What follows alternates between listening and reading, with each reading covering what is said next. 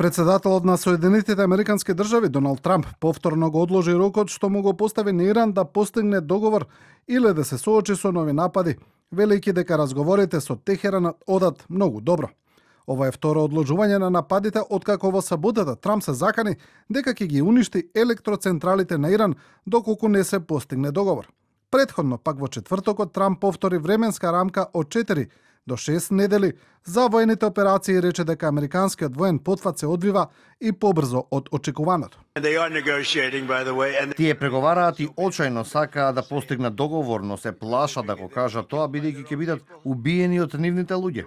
Иран пак тврди дека не преговара со САД и дека се уште чека одговор откако го одби американскиот план од 15 точки за завршување на војната и понуди сопствени услови.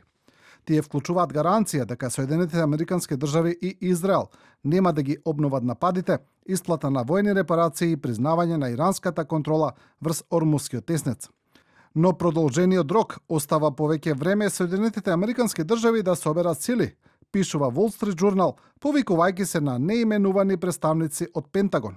Тој објави дека Министерството за одбрана разгледува испраќање до 10.000 дополнителни војници на Блискиот Исток, со што му даваат на Трамп повеќе опции.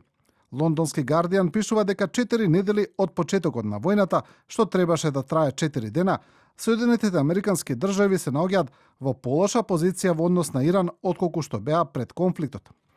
Војната, која досега Вашингтон го чинеше помеѓу 30 и 40 милиарди долари, не само што него принуди Техеран да се откаже од својата нуклеарна програма, туку создаде нов проблем. Вашингтон сега мора да преговара за повторно отварање на Ормускиот теснец, клучен воден пат што Иран ефикасно го стави под своја контрола.